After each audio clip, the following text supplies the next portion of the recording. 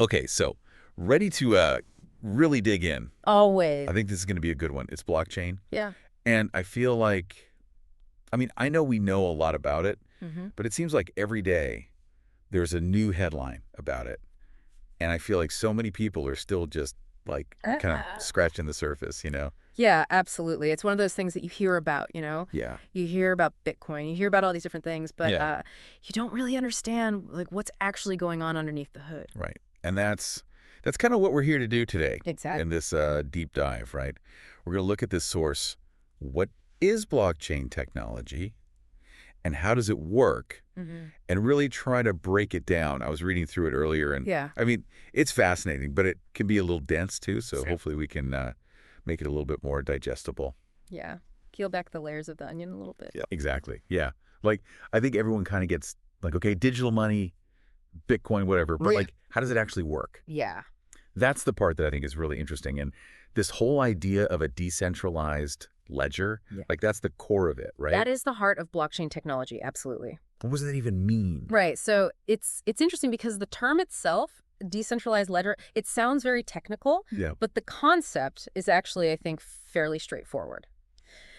So think about a traditional ledger, right? Like you think about accounting, you think hmm about a bank, keeping track of everyone's transactions, That's and right. it's all in one central location, right? Right. And that central location is controlled by, a single authority, Okay. whether it's, a bank or a government or, whoever it might be. Got it.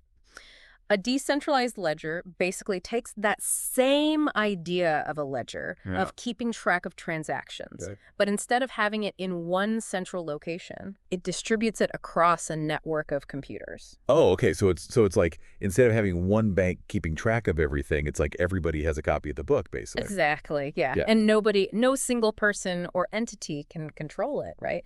So That's interesting. It's spread out. So is it almost like a shared Google Doc, but like Yeah. on a massive scale? That's a great analogy. Okay. Because, with a shared Google Doc, anyone who has access can see the information. Yeah. They can see the history of changes. They can see who made what edits. Right. But nobody can just go in and unilaterally change it Okay. without everyone else knowing. Yeah. Right. That makes sense. And that's the key to blockchain. It's that transparency and that immutability. Okay. Immutability. So that means like it can't be changed. Exactly. Once Or- something's recorded on the blockchain, it's there permanently. Okay. So then how does that actually work? Like let's say I want to, I don't know, send you some Bitcoin. Or buy something online. Like, how does that transaction actually get recorded on this like massive shared Google Doc? Great question. So it's a multi-step process and it all starts with the transaction itself. Okay. So you initiate a transaction, whether it's sending cryptocurrency, buying something online, whatever it might be. Yeah. And that transaction gets broadcast to the network, Yeah. to all those computers that are part of the blockchain. Okay. And it gets bundled together with other transactions that are happening at the same time into a block. Into a block. Okay. And that block contains all the information about those transactions, timestamps, the people involved, Yeah. all the details. So it's almost like packaging up a bunch of orders to ship out at once, but instead of like physical products, it's these like financial transactions. Perfect analogy. Okay, I'm following. So now we have this block of transactions, right? Yeah. It's been broadcast to the network, and the next step is verification. Okay, so how does that work? Because if it's like all spread out, how do we know that like somebody's not cheating the system or Right. doing something shady? That's where the real magic of blockchain comes in. So the verification process is handled by what are called miners. Miners. Okay. And these miners are basically just computers on the network Okay. that are competing to solve complex mathematical problems. Oh. Okay. And the first miner to solve the problem gets to add the block to the blockchain. So it's like a race almost. Exactly. It's a race. And the winner gets the prize. And the prize is getting to add the block. Right. And the prize is usually some kind of reward like, Bitcoin or another cryptocurrency. Okay.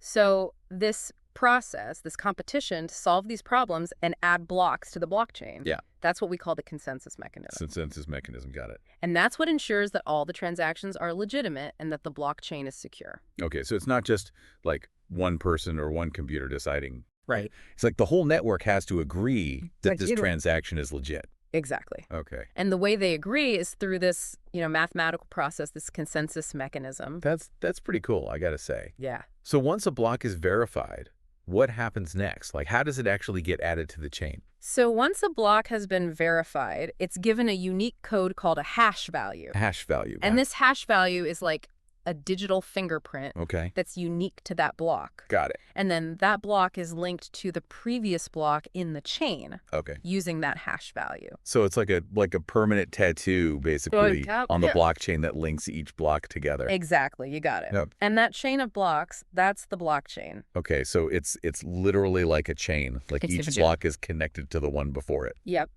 And so that makes it really secure, because if somebody tries to like tamper with a block, Right. it would change the hash value. And then everybody would know that something's wrong. Exactly. It would break the chain. Okay, that's really clever. Yeah, it's a very elegant system. I'm starting to get why people are so excited about this technology. Yeah, it's revolutionary for sure. But we've been talking a lot about Bitcoin and cryptocurrency. Mm-hmm. But our source mentions all these other applications for blockchain Right. that go way beyond just like digital money. Absolutely. So like, what are some examples of that? Well, one of the most exciting applications is smart contracts. Okay, I've heard that term thrown around, but I don't really know what it means. So a smart contract is basically a self-executing contract Right. that's built into the blockchain. Okay. So imagine you have a vending machine, right? Yeah. You put your money in, you select your snack, Yeah. and the machine automatically dispenses your snack. Right. You don't need a person there to like make sure you paid enough money or to give you the right snack. It's all automated. A smart contract is kind of like that, but for digital agreements. Okay, so how would that work in like the real world? So let's say you want to buy a house, right? Where? Traditionally, you'd have all this paperwork, lawyers, escrow agents, all these different parties involved. Yeah, it sounds like a nightmare. Right, and it can take months to close the deal. Yeah. With a smart contract, you could automate the entire process. Oh, wow. So the buyer and the seller agree on the terms. Yeah. Those terms are coded into a smart contract, Okay. and that contract is stored on the blockchain. Okay. And then once the conditions of the contract are met, Like the payment is made or whatever. exactly, Okay. the contract automatically executes. So like the ownership of the house gets transferred Gets automatically transferred. without needing all that paperwork and all those lawyers. Exactly. That's amazing. And it's all secure and transparent because it's on the blockchain. Exactly. Wow. I mean, that's just one example. Yeah. I know there are like tons of other potential applications for this. Absolutely. Our source mentioned healthcare, supply chain management, even voting systems. It's really mind-boggling. Yeah. So like how would blockchain work in healthcare, for example? So one of the biggest challenges in healthcare is secure sharing of medical records. Right. Right now, you have all these different providers, Yeah. hospitals, doctors' offices, pharmacies, all with their own systems. Okay. And it's really difficult to share information between them. Right. And it can lead to delays in care, errors, all sorts of problems. Makes sense. With blockchain, you could create a secure, decentralized platform Okay. where all those different providers could store and share medical records. Okay. And patients would have control over their own data. So they could decide who has access to it. Exactly. And it would be all secure and encrypted.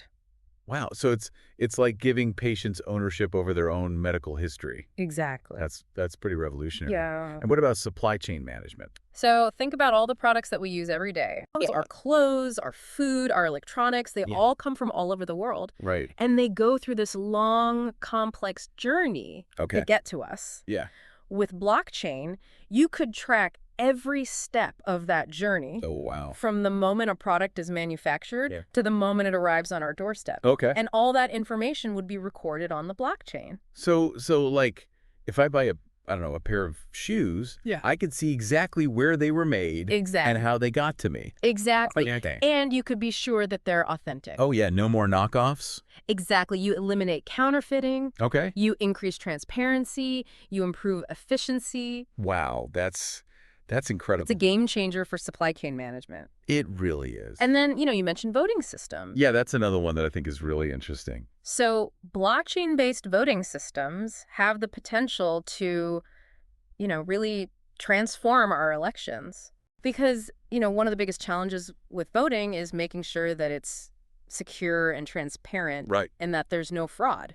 And there's a lot of concern about that these days. Absolutely. And with blockchain, you could create a system where every vote is recorded on this immutable ledger. Okay. And it would be, virtually impossible to tamper with. Okay. So you would have much more confidence in the results of the election. So it could really like increase trust in the democratic process. Exactly. Yeah. And it would make it much harder for people to, manipulate the system. Yeah, that's really powerful. Yeah. I'm starting to see why people are calling this like the future of, well, everything, basically. Yeah, it's a technology with, almost limitless potential. Yeah, and it's clear that, I mean, we've only just scratched the surface here, Yeah. but it's clear that blockchain is like way more than just a buzzword. Yeah. It's a technology that has the potential to really change the world. I think so. And I think for anyone listening out there, I think the big question is, like, where do you see the potential for blockchain? Like, what problems do you think it could solve in your life, in your industry, in the world? Yeah. Because the possibilities really are, like, endless. They are, and I think that's what makes it so exciting. Yeah, I think that's a great place to leave it. Agreed. So thanks for joining us for this deep dive into blockchain. Yeah, thanks for having me. And keep thinking about those possibilities because the future of blockchain is just beginning. Absolutely. All right. Until next time. See you then.